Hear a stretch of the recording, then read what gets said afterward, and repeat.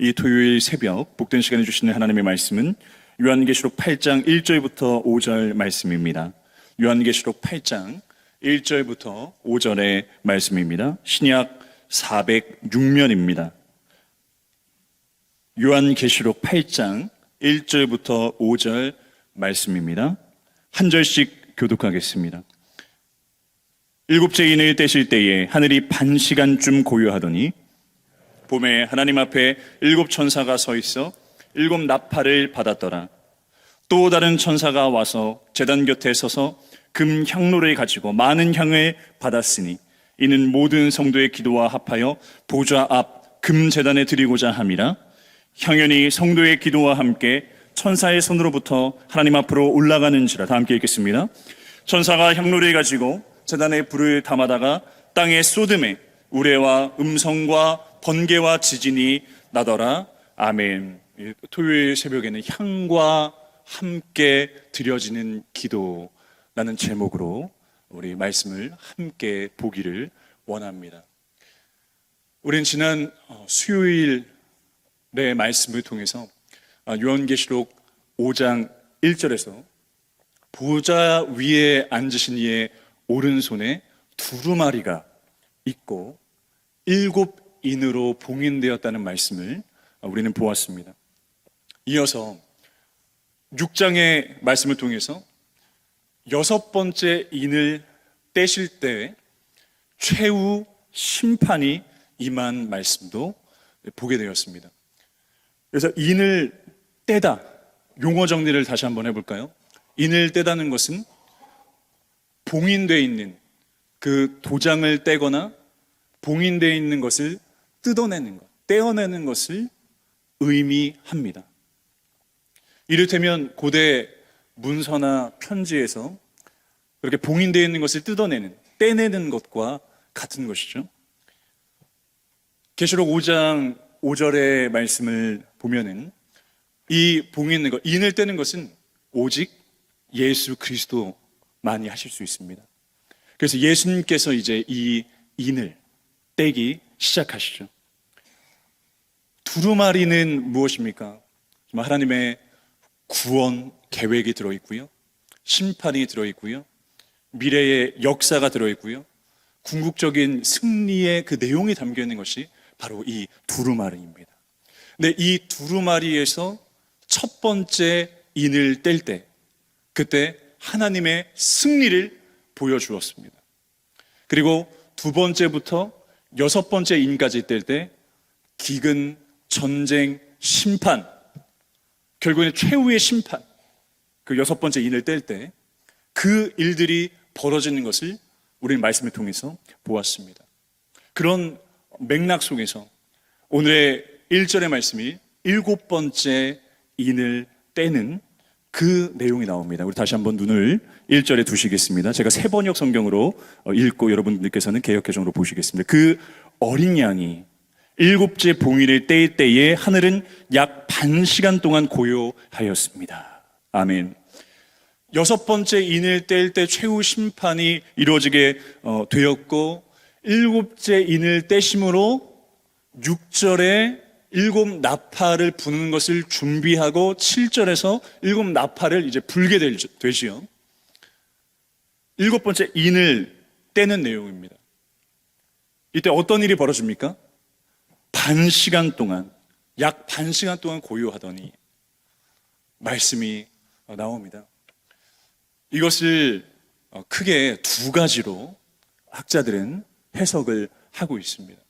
첫 번째는 이렇게 고요해지더니 바로 하나님께서 우리 성도들의, 우리 신자들의 기도를 들으시기 위해서 이 고요한, 정말 이 침묵의 시간, 고요하게, 하늘을 고요하게 하셨다라는 것이고요. 그러니까 두 번째는 여러분 폭풍 전야라는 말을 잘 아시죠? 그렇게 태풍이 불어닥치기 전에, 큰 대동요가 일어나기 전에 아주 고요해지는 그 순간 말이죠. 그래서 하나님의 심판이 임하기 전에 그 두려움의 시간, 그 엄청난 대동요의 시간이 일어나기 전에 고요해지는 그 시간이다 이렇게 두 가지로 크게 분류가 되더라고요. 네, 오늘 이 새벽에 우리가 첫 번째로 기도할 때 저는 침묵, 이 고요에 대한 것을 묵상했으면 좋겠습니다. 2절에서 일곱 천사가 일곱 나팔을 받아 6절에서 준비하고 7절에 불기 전에, 일곱 나팔을 이제 불기 전에 우리가 주목해야 되는 것은 이 침묵의 시간이 있었다는 거예요. 이렇게 고요한 시간이 있었다는 사실입니다. 침묵의 때. 그래서 우리가 얼만큼 하나님께 고요한 시간을 가지고 얼만큼 하나님을 바라보고 있는지, 침묵하면서 그 깊이 있는 그 기도의 세계로 우린 들어가고 있는지, 그것을 우린 묵상해 보는 시간이 되었으면 좋겠습니다. 요새 스마트폰 중독 너무 심하죠. 스마트폰 중독 자가 진단 테스트 이런 거 여러분 보신 적 있으시지 않습니까? 요새는 새로운 것도 팔더라고요. 스마트폰 감옥이라고, 금욕 박스라고 해가지고 이제 스마트폰을 아예 넣고 못 쓰게 만드는 그런 것들이 있습니다. 여러분, 제가 스마트폰에 중독이 되어 있는지 몇 가지 말씀을 드리면 한번 테스트를 생각을 한번 해보셨으면 좋겠는데요. 내 핸드폰의 어플이 30개 이상 깔려 있다. 그런데 요새는 핸드폰을 기본적으로 사면은 한 10개 이상부터 깔려 있지 않나요? 근데 30개 이상 깔려 있다. 굉장히 엄격한 기준입니다. 이게 자가 중독이라고 하는데, 그리고 이 스마트폰에서 화장실에 갈 때 스마트폰을 꼭 가지고 간다. 테스트고요. 밥을 먹다가 스마트폰 소리가 나면 밥을 먹는 것을 내려놓고 바로 핸드폰을 확인한다. 그리고 하루에 2시간 이상 쓴다. 이런 테스트가 있는데요. 정말 내가 심한 중증인지를 테스트하는 그 문장, 그러니까 핸드폰을 보지 않고 아니면 눈을 감고 그러니까 그 애가 떡볶이를 며칠 굶은 사람처럼 먹네, 이거를 쳐보면 정확하게 치면 칠수록 이제 중독에 가깝다라고 합니다. 어쨌든 여러분, 우리는 침묵의 시간이 아니라, 묵상의 시간이 아니라, 사색의 시간이 아니라 검색의 시간을 보내고 있습니다. 우리 성경 정독대회 기간인데요, 이때에 하나님께서 이렇게 의미 있는 그 시간 가운데 이 고요하고 침묵의 때를 가지셨다는 거죠. 하늘이 고요해졌다는 겁니다. 그래서 우리가 주님 앞에 이 침묵 훈련을 할 수 있도록 인도해 주시옵소서.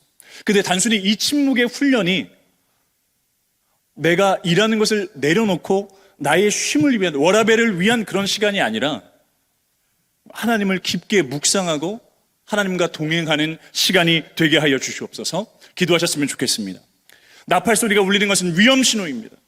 내가 영적으로 깨어서 하나님과 그 침묵의 때에 하나님과 늘 주파수가 맞춰져 있어서 하나님께서 보내시는 위험 신호, 영적 각성의 신호를 온전히 깨닫고 나아갈 수 있는 우리 모두가 되게 하여 주시옵소서. 우리가 첫 번째로 기도하셨으면 좋겠습니다.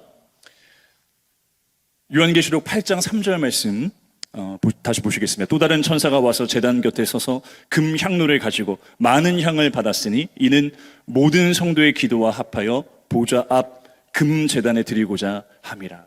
구약시대 제사장들은 아침 번제를 드림으로 그렇게 하루를 시작했고 저녁 번제를 드림으로 하루의 마침을 가졌습니다.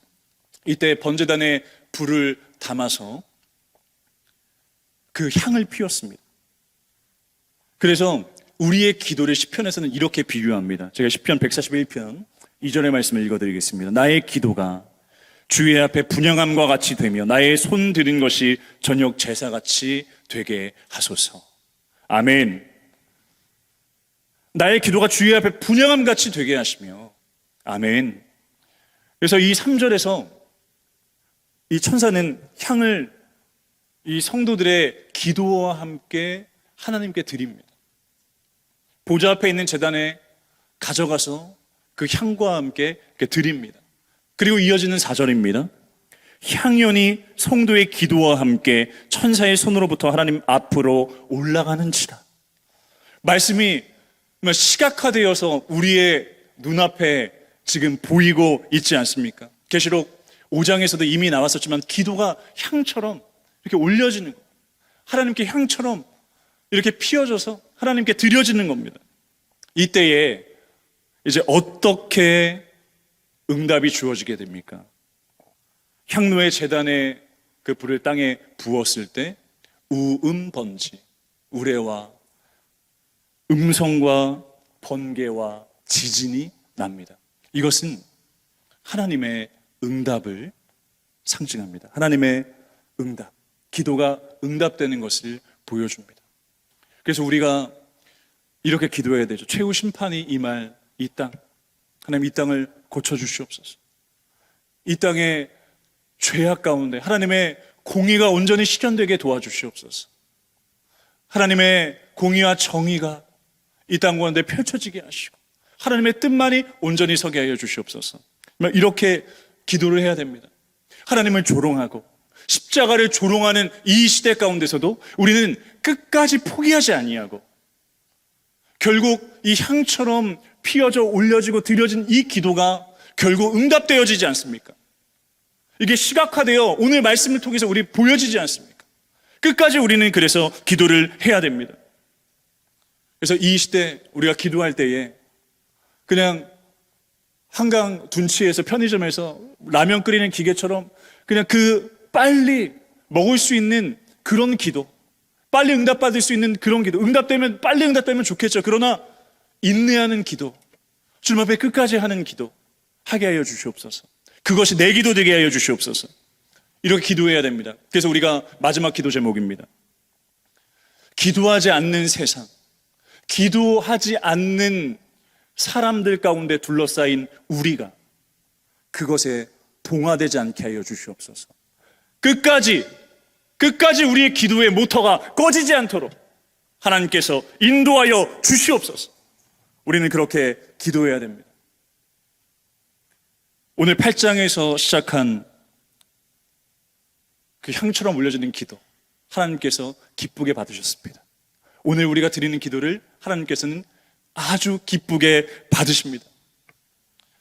그리고 응답해 주십니다. 그런데 그것이 사람들을 통해 응답해 주십니다. 이것은 하나님이 보셨을 때는 정말 시간 낭비입니다. 그러나 하나님께서 우리로 기도하게 하시고 그리고 사람을 통해서 응답하시고 사람을 통해서 역사하시는 이것이 하나님의 원리이고 하나님의 방식입니다. 그렇기 때문에 우리는 깨어서 기도해야 됩니다. 마지막으로 청교도 존번연 목사님은 이런 말씀하셨습니다. 기도는 영혼에게는 방패이며 하나님에게는 재물이요 사탄에게는 채찍이다. 아멘. 자, 기도함으로 설교를 줄이겠습니다. 하나님 아버지, 우리가 늘 깨어 기도하게 하시고 우리의 기도가 영혼에게는 방패가 되는 줄 믿습니다. 하나님에게는 향이요 재물이 되는 줄 믿습니다. 끝까지 우리에게 응답하실 그 주님을 기대하며 날마다 기도의 자리에서 침묵 훈련을 할 수 있는 우리 모두가 되게 하여 주옵소서. 우리 기리오 진료 생명 되신 예수님 이름으로 기도드립니다. 아멘.